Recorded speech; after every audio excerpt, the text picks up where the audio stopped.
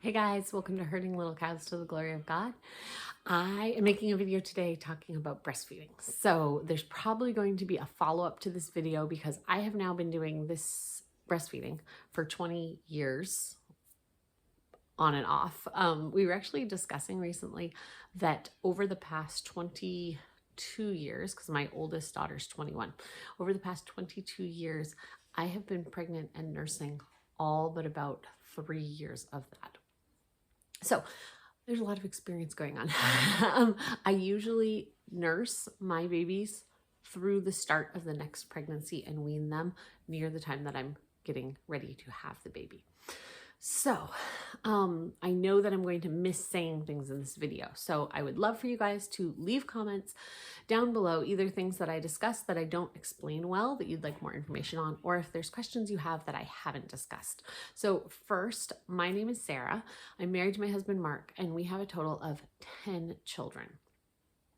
Our first child is the first child you'll hear me talk about is my husband's son, who is 28. He came to us through my husband's previous marriage. So I did not nurse him. He was 4 or something when we met. So then I biologically have had multiple children. We have 9 of those still alive. So our oldest daughter, Virginia, is 21. She is married out of the house. I have 8 children in the house, which includes our newest baby, who is 5 weeks old.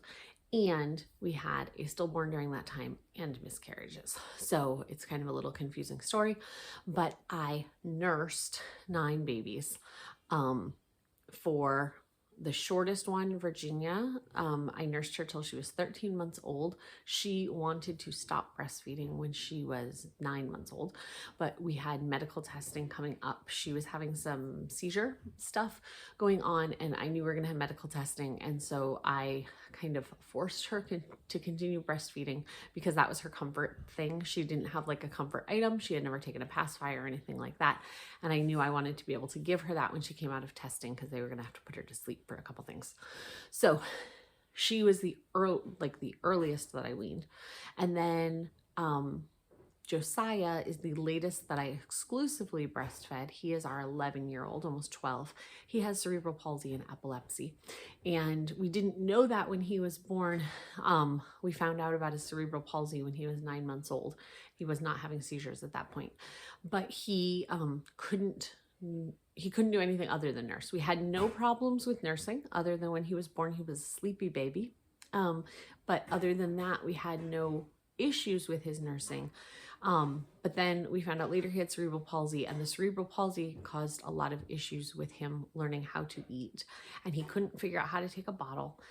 We later found out that in his mouth, he couldn't feel the left side of his mouth and the left side of his tongue. So when he was trying to eat, if we put anything on his left side, he couldn't maneuver his tongue to swallow it. So after much therapy with the eating specialists and then the stuff that we figured out that if we put food into the right side of his mouth, he could figure out what to do with it and he could swallow. But he was exclusively breastfed until 18 months because he couldn't figure out how to get food any other way. And we were working with the specialists, but that's just what happened. So he was fully sustained. We started therapy with him for like trying to work on the eating thing, probably starting at about 16 months. So from 16 to 18 months, he would get maybe a bite of food. But how much was going in was really what you would think of like when you start your babies, usually at like 6 months on baby food. A lot more comes out than actually stays in. So that was, he was getting all his nutrition until 18 months. Then we figured out how to get him food, and he was actually getting nutrition that way. So I also continued, so that was how long they exclusively, like the longest I've exclusively nursed. The shortest I've nursed was Virginia. We stopped at 13 months. The others have gone till 2.5 years old until I've weaned them. Definitely, my heart goes out to moms who have trouble with wanting to start that weaning process. I know for some moms, it gets to a certain age and they're just like, okay, I'm glad we did that, but I'm done, and they're ready to walk away from it. I had Virginia, who wanted to stop nursing. And then I had Naomi, who, she was my next one. So we had Virginia, we then had a miscarriage, we had Naomi. And I weaned Naomi at 7 months pregnant because I knew a new baby was coming and I wanted to wean her. And then that baby was our stillborn baby. And that was one of the hardest things for me in the journey. I mean, there's lots of hard things about having a stillborn, but one of the things was my milk came in and I had no baby to nurse. And at that time, I didn't go back to nursing Naomi. Knowing what I know now, I probably would have started nursing Naomi again, because she was still at the age that she would have gladly accepted that. And also, if I was in a different place when all of that happened, I probably would express milk to be able to give to another mom who had need. But there was a lot of trauma that went around. Everyone who loses a baby, there's trauma. What was happening with us, we were going to be moving out of state very quickly. And so going through the process of getting my milk tested so it could be supplied to another mom. I didn't have another mom close that I personally knew that would accept my breast milk. So it just would have been a big ordeal.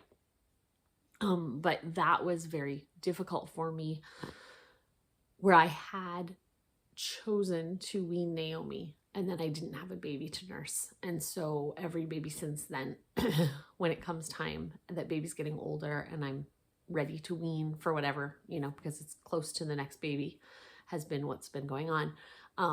It's still hard on my mama heart to wean that baby, remembering the stuff that happened in the past. And so just whether it's for nursing or pregnancy or anything like that, I really do feel for you moms who have had some type of trauma in the past that is brought up in just memories while you're going through these different stages. I understand how difficult that is.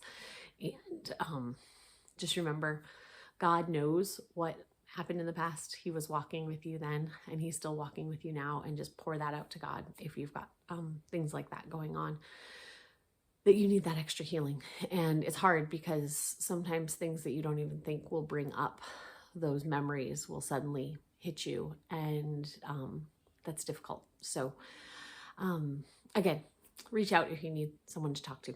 But anyway, I am making this video for multiple reasons.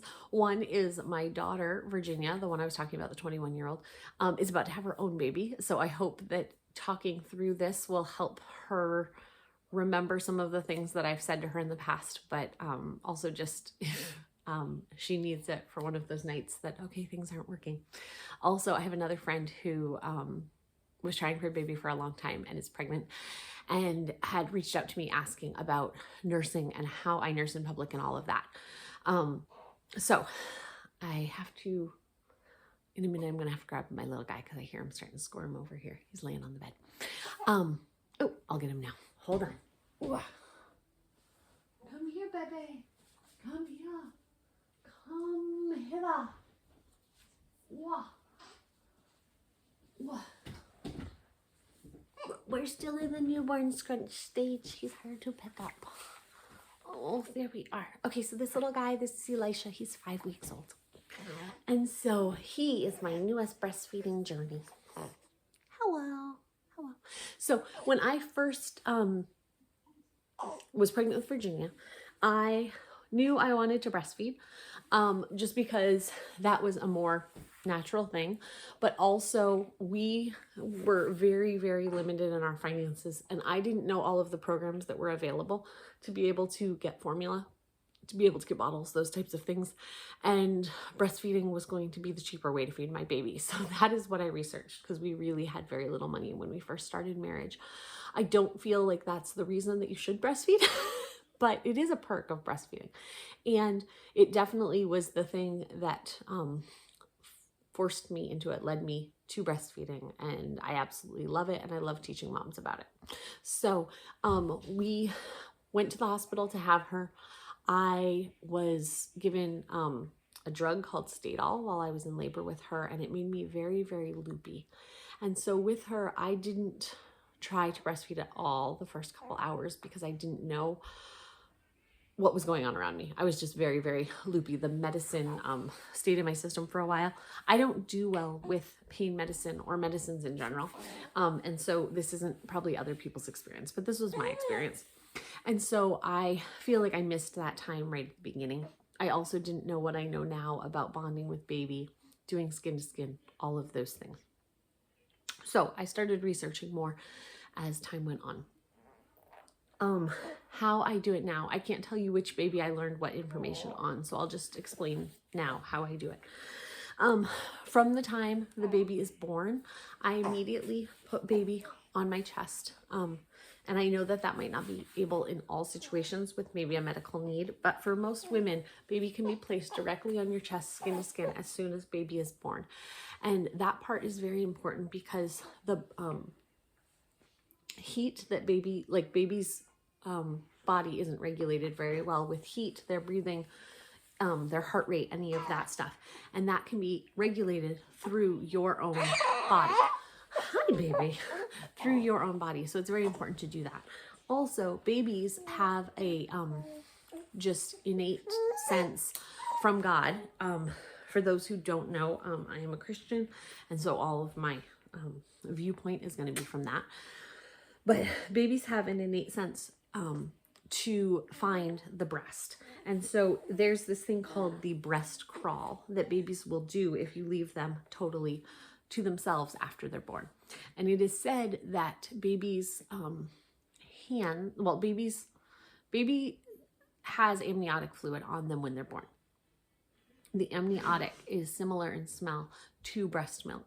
And so they say to not wipe out baby's hands with that the amniotic fluid smell on it, and it helps them to be able to find the breast. And it's actually interesting because the breast crawl, if they put baby low on mom's stomach, baby will actually crawl their way up there. I've seen videos of this, and they actually you'll look at them and they kind of like move their head to the side and smell their hand and then go up. It's very interesting.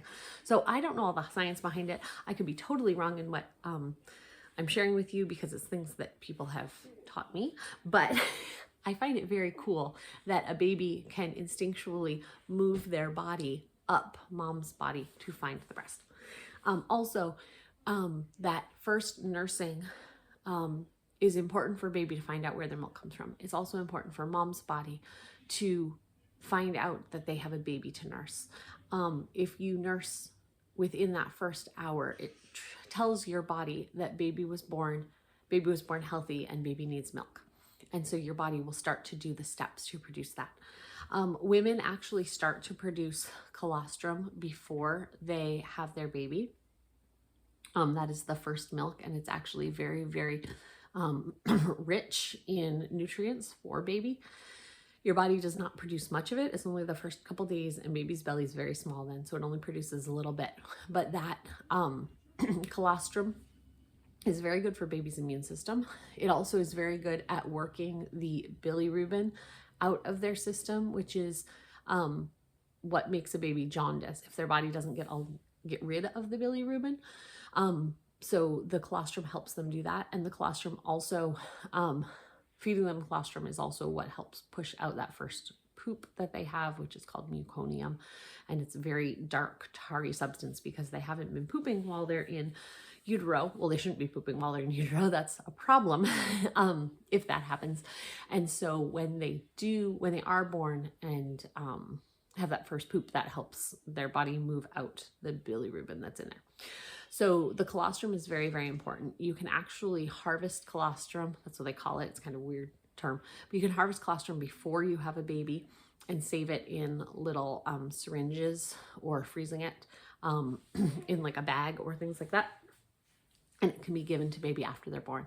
I actually have colostrum in syringes stored in my freezer that I pumped for before Elisha was born, and he hasn't needed them yet.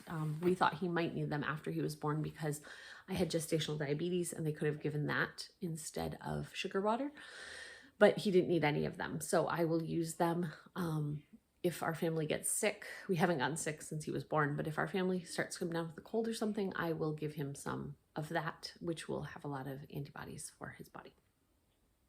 Another really cool thing about breastfeeding is your body will make the right antibodies for the baby against whatever sickness your family is fighting. So your body knows what your baby needs and will make breast milk accordingly. Your body also will make breast milk accordingly to how old your baby is and what caloric needs they have. Babies will only eat a certain amount of milk, but the calorie level goes up as baby gets older. They won't necessarily drink more ounces. They will eat more calories through each thing. Sorry, someone's writing and it's popping up on my thing. So that's another cool tip about breastfeeding. So anyway, getting in if you can, and I know medically that might not be possible, but for most people it is possible to have baby on your chest right away and to be able to try, even if it's just letting baby be near your nipple during that first hour of breastfeeding. So while I'm at the hospital, I wear a button-up shirt and allow baby to be skin to skin as much as possible. And I even try to do that when I first come home from the hospital. But I know at some point you're going to actually have to wear real clothes. So the next thing is, hold on, I'm getting there. Okay, so this video I'm going to be showing some of my nursing stuff, and I'm going to be actually showing nursing, but you're not going to be, it's all going to be G-rated. So just so you know, if anyone's watching this video for more than that, you can turn the video off because I'm not going to show anything else. So anyway, here is, I'm going to put the baby, hold on, baby's nursing. I just got to prop him right. Okay.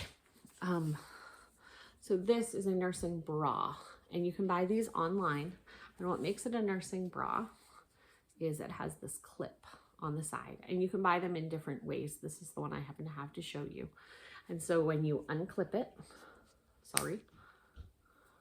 you pull it down, and then your breast can be exposed there. This would be over your shoulder. I don't know if you can tell, but you can expose your breast there. And for people, I don't pump, but for people who do pump, I'm gonna try to show this. You can take your nursing bra and strap it and put the pump part through here, and it actually can help hold it onto your chest, which is kind of interesting. I've never had to do that. But so this is what a nursing bra is. And so you would be wearing it, and you would open this part to be able to pull down so that you can nurse through it. There are also tops that are made to be nursing tops. And if you watched, I just showed a video the other day, which was a nursing dress that someone had bought me. And I've had some nursing dresses in the past, and there's different ones. You can look for different styles. I'm not going to get into all the styles because I actually don't have a whole lot of clothes that are specifically for nursing. So I'm going to talk about how I make my wardrobe be practical for nursing in what I do. But if you would like to do something else, there are a bunch of things out there that have zippers or have little snaps on them, things like that, that you can use. One tip I have never used, I'm going to move the camera back a little bit so you can see me a little better. One tip that I have never used, but I have heard and makes much sense to me. This is not mine. This is my husband's. And I don't know what you guys call these things, but like someone would say like a style shirt. I don't know what they're called. So anyway, what I've heard is to wear a shirt like this. Hold on, I'm gonna put the baby down so I can explain this a little better.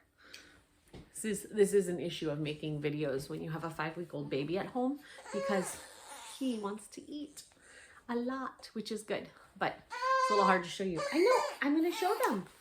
Okay, I'm gonna hold him for a second. I will show you that shirt. So, if you have this type of shirt, I'm moving the camera.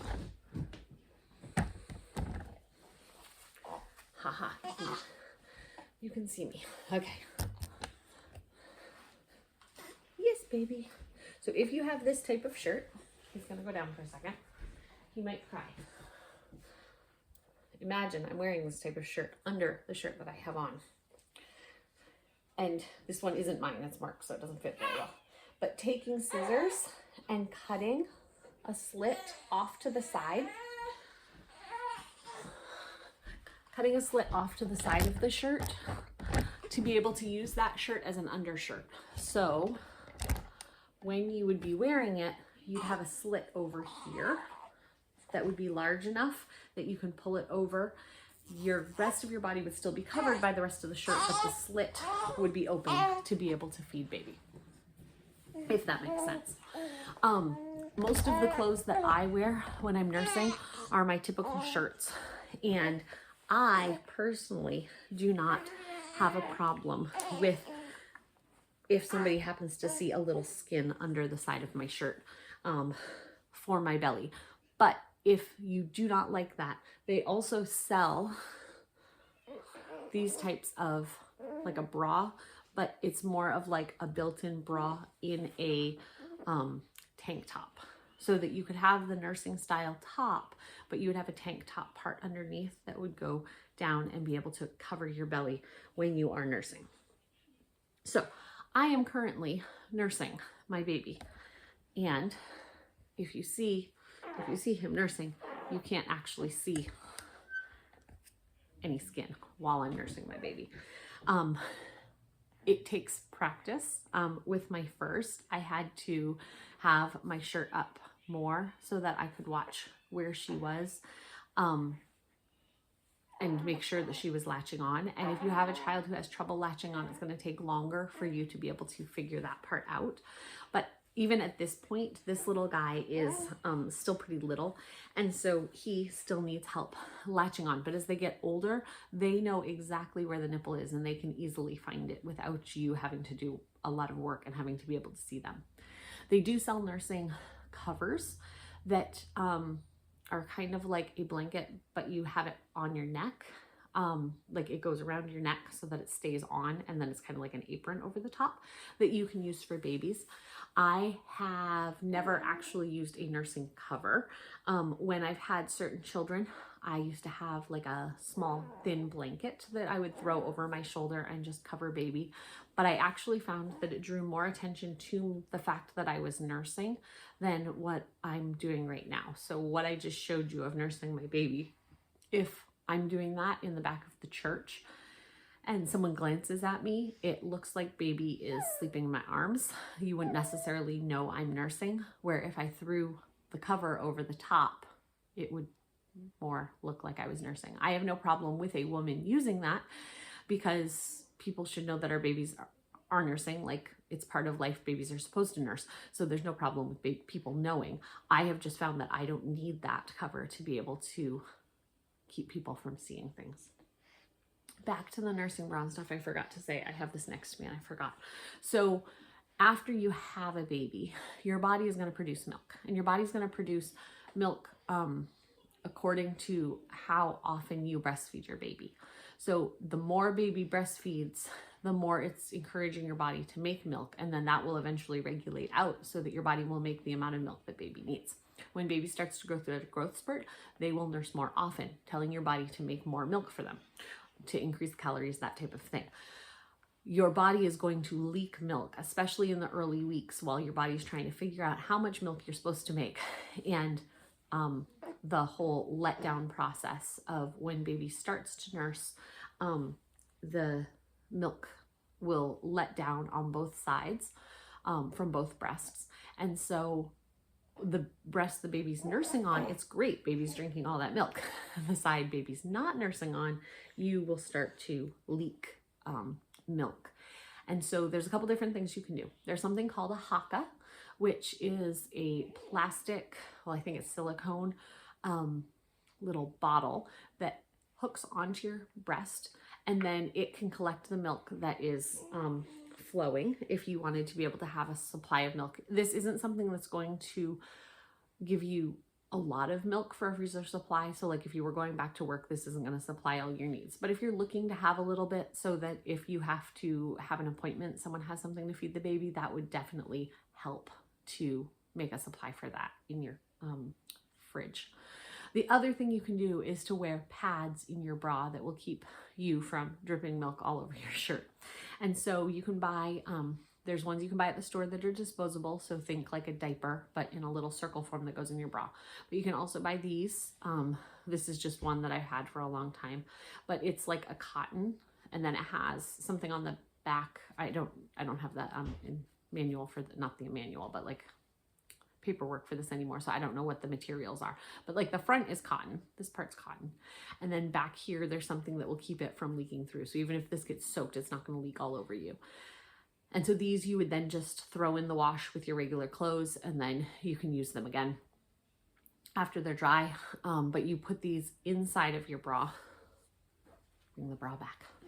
You would just put these inside of your bra, so nobody would be able to see it, but it would be able to collect any milk that happened to leak, so that you wouldn't leak all over your shirt.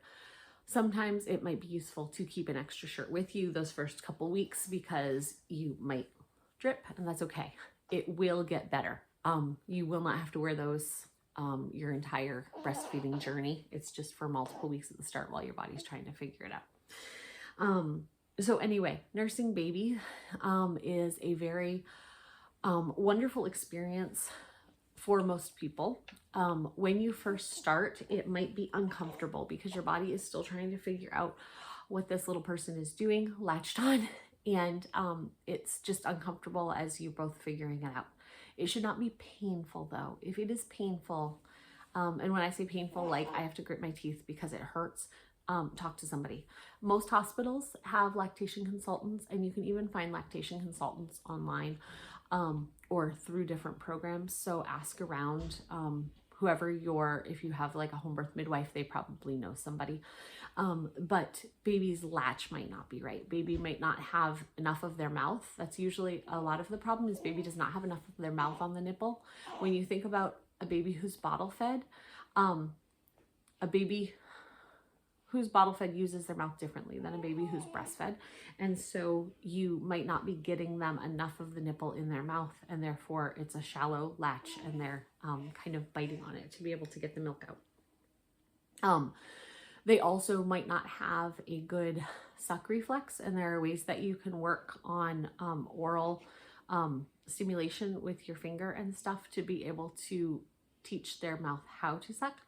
But they are supposed to be getting good suction to pull the milk into their mouth. And so if that's not happening, it could be causing pain. Also, there's going to be they make a lot of noises when they're nursing. He's making noises right now, and they might occasionally make funny noises, but they shouldn't be making clicking noises. Clicking noises that are like ongoing after a couple drinks is a bad latch usually. So look at that. The first couple days, you're not going to hear much for like swallowing big amounts of fluid, because you're making just that little colostrum and there's not a lot there. But you will hear them start to swallow and gulp, and those are signs that they're getting the milk. When you're breastfeeding, it's easy to be tempted to worry that they're not getting enough because you don't have a bottle to read. Like, it's easier when you have a bottle and you can be like, oh good, they got 2 ounces that feeding. But it's more important when you're nursing that they are making enough wet diapers, and there's a different amount of wet diapers that they're supposed to make for the first few days of life. And I don't know exactly what those numbers are because we're not struggling with that this baby, and so I don't remember what the numbers are off the top of my head. But that is one way to make sure that baby's getting enough, is that they are having enough wet diapers. Also, this is a more high-tech thing, but if you don't know, talk to a lactation consultant or someone at your local hospital or whatever.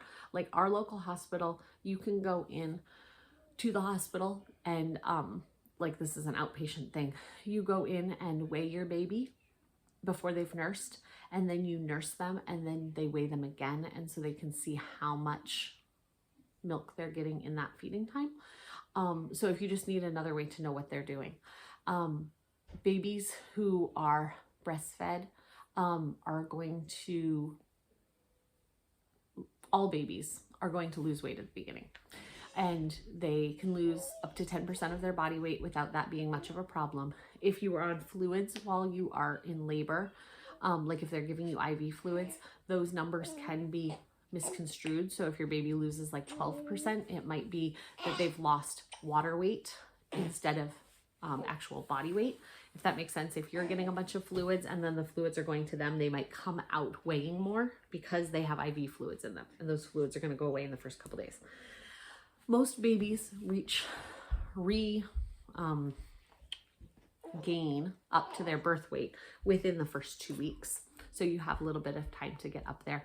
And if for some reason you think your baby's not gaining enough, please talk to somebody because it's easier to deal with those issues before your baby has lost a ton of weight.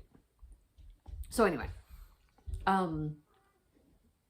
back to like how to nurse your baby once baby's born. Once you guys have figured out baby,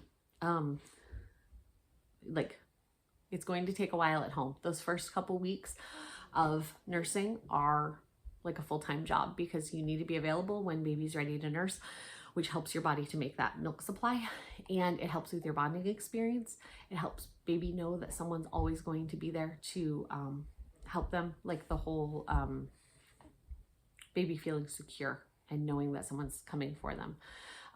Most baby cries can be kind of figured out by trying to nurse them, change them, and hold them. If baby's not comforted by those three things, go on to something else, but usually babies are helped by those things. So anyway, if you are out in public and you want to nurse, you can use a nursing cover.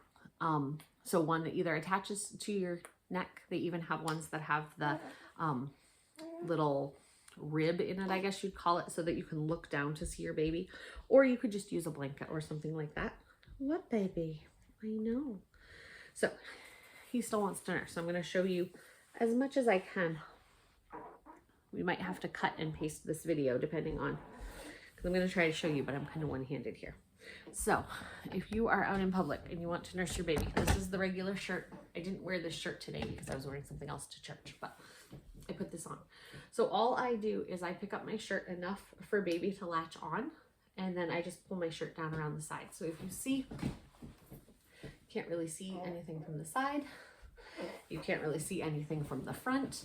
As long as I'm just sitting here, everything is covered. If you'll notice about baby, you want baby to be towards you with their stomach touching your stomach. Some people try to nurse with baby pointing upward, but you want baby against you. You would like, baby, you okay? He's like, what are you doing, mama? What are you doing? If you can see, he's got an arm down here and an arm up here. You want baby to be arms around the breast. They don't need to be holding onto it or anything, but you want one on either side. Some people try to nurse with, is everything okay? Mm-hmm. Some people try to nurse with the other arm being up, you know, like if baby's pointing up, the other arm up this way, the bottom arm up this way, which is not a comfortable way to nurse. You also want baby to have their neck up more so than down. If you think about you drinking a glass of water, you would put your head up. You wouldn't go down with it. That would make an uncomfortable drinking position. So you want their neck to be kind of spread out here. And you want them to be nice and relaxed and loose. Also, another thing, babies like to have their feet planted. So they like to have their feet on something. So whether you have your arm up against them, whether you're feeding them and you have like a pillow here at the end, he's not up against something right now, but like if you're sitting like next to your husband, baby might put their feet on your husband. Or if you're sitting on a couch and they put their feet down on the couch or against the side, they like to have their feet planted while they're eating. And if you think about all of those things, those are all things you would do when you're eating. You want to have your head up to eat, not down like this. You don't eat like from over here. You eat with your food right in front of you, like facing your food, so his belly against my belly. You don't eat with your arms over here. And you usually like to sit up. You know, you wouldn't be eating while your feet are hanging, not able to touch the ground. So those are ways to feed baby. I have found that most of my clothing works for feeding baby. I'm gonna bring you guys back. Most of my clothing that just I have owned already works for feeding baby, or maybe a size up depending on how tight you wear your clothing. But I haven't had to go out to buy specific things to nurse my babies. Like I said, there are a lot of nursing things available, but I have not purchased many of those things. Like the dress was just given to me. I had bought a couple dresses last pregnancy or 2 pregnancies ago. But you don't necessarily need all of that stuff. You can just use the clothing that you already have. Sorry, I have the hiccups. I'm trying to think of what else I wanted to explain about babies. Like I said, it shouldn't hurt. There's going to be some uncomfortableness, but it shouldn't hurt. One thing that can happen when you have a baby is called mastitis. And that is where you get like a clogged duct and then it gets infected. So a clogged duct and mastitis are kind of combined, but a clogged duct just means that there's some particles in there that didn't come out. You're starting to notice that it's a little hard on one side of your breast. Mastitis, it will get red, it will get hot. You'll feel terrible when you get mastitis. You feel like you have the flu. And there's a couple different ways to help heal mastitis. You can get on antibiotics and sometimes that's necessary. So if you've gotten to that point, please talk to your doctor. But if you start to notice that you have a hard part or that it's starting to get uncomfortable to nurse, there's a couple different ways. One of them is nursing baby often, because that helps to loosen up whatever's in there, and it might feel uncomfortable to do that, but nursing is actually what's going to help get the lump out of there. Also nursing baby in whatever direction the redness is. So having baby's body be in the same direction. So I'm going to try to show this. Okay, so if I'm nursing, if I have mastitis and I have a red spot over here, like under where his arm would be, this would be a good position to be nursing baby. But I'm going to stop for a second. Hey, listen. Let's say you have a spot over here. You can take baby and latch them on in a different position, which would help them to just where their mouth would be positioned. Oh, good burp. Where their mouth would be positioned would help to draw out that infection, because it would put their bottom jaw in alignment with where the red spot is on your breast. If you have mastitis, some of the research in the past has shown that you should massage the area really hard to try to like break up the lump. But you actually don't want to touch your breast firmer than you would touch your baby's face. You want to be very, very gentle. So just some gentle massage or Epsom salt soak. So I know that sounds weird. All you guys can turn off this video if we're talking girl stuff here. But anyway, an Epsom salt soak. So getting a bucket of water, warm water, not hot, warm water with some Epsom salt in it, and leaning over it like on your kitchen, on your bathroom counter. I mean, you could do it in your kitchen, wherever you want to do it. Leaning over it and soaking that breast in it. You also can do what they call dangle nursing, which seems like it would be hard, but it's a way to help with the milk. So you lay baby on the bed and you lean over them with your breast exposed for them to eat while they're laying on their back and you being over them, not smothering them, you holding yourself up so that you can nurse in that position. Baby also, not baby. Another thing, some people say soy lecithin, I don't know how to say that word, is helpful, but I've also heard things that can be really, really bad on your gut and not as helpful in mastitis as they've said. So if you want to do that, just look into that, because it's something that I've heard about, but I've also heard is not good. The other thing I've heard, so most of this information I'm giving you, I have researched over the years, but the biggest source right now I used for breastfeeding is Aloha Nutrition. It's Aloha _nutrition on Instagram. I will put a link for that. She actually has 4 kids, recently had twins, and her Instagram page has a ton of information about it. So a lot of the stuff I'm telling you, or like words that I'm using, might be her code words, like words she made up, her lingo. But one of the things also that she teaches is breast gymnastics, she calls it. And it's just the fact that your, all of your body needs to move to keep things moving. If you're into more natural living chiropractic type stuff, you might have heard like fascia and how we need to like keep that, loose in our bodies. And they have like little, like vibrating guns you can use to do that and stuff like that.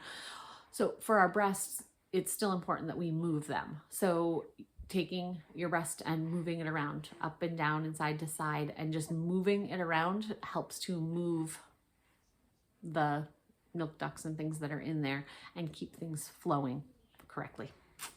So there's a lot of TMI on this video. So, but it's very important for moms to know. I think a lot of women figured out breastfeeding in the past because we would see other women breastfeeding and we would be very close to family members who had breastfed, people we had watched breastfeed. So we would, one, see what was happening, not in like a weird way, but just see. And we also knew the people to ask breastfeeding questions of. But I think because there's so few people who breastfeed in public now, we don't know who to ask questions of because we don't know who's breastfeeding and who would feel comfortable with us asking those questions. So I'm here to say I'm comfortable with answering those questions. I don't have all the answers. I've never had a extremely preemie baby. I've never had a baby who had lots of difficulties with nursing. So I'm not the one to ask those types of questions of, but I do believe that God made breast milk and that it's the best way for babies to get the nutrition, like the best nutrition for them. It's the best way for mom and baby to bond. I'm not saying mom and baby can't bond other ways, but I think there's a very special bond in breastfeeding. It also takes away a lot of selfishness in mom because I have to be available for another person 24/7. Like, not that the baby eats 24/7, but I need to be available 24/7. And I can't just say, hey, I want to go to the store without the kids, because I'm responsible for feeding my baby. It definitely puts you in a different position to be selfless. It's also very rewarding. So I don't want to make it sound like a downer. Breastfeeding is amazing. I love it. It's one of my favorite parts of motherhood. There's so many parts of motherhood I love, but I love that I get to do this. And the Bible talks about a baby, hungering for mother's milk, and we should hunger for the word of God the same way. And I think that's just a really, really neat illustration that babies are like craving that milk. They're craving all of that. So anyway, I hear the young ones in the other room, their movie got over and they're getting a little restless. So I'm going to go out there. Please ask questions in the comments. I will do a follow-up video or I will answer the questions there. Feel free to write to me on my Facebook Messenger. I'm Sara Cowperthwaite on Facebook, so feel free to friend me there, and or on Hurting Little Cows on Facebook. We also have an account there, and I will answer questions about breastfeeding on there. And yeah, I just want to know if this video was helpful to you. If you found it helpful, the algorithm, I've been finding out more about the algorithm on YouTube. If you give us a thumbs up or you comment, it helps this video get shown to more people who might be like looking for YouTube suggestions on breastfeeding and stuff like that. So it really helps us if you like or comment on this video, that the word can get out to other people. So just let us know. So thank you for watching my video today. We will see you guys next time on Hurting Little Cows to the Glory of God. Can you say bye-bye? Oh, I know.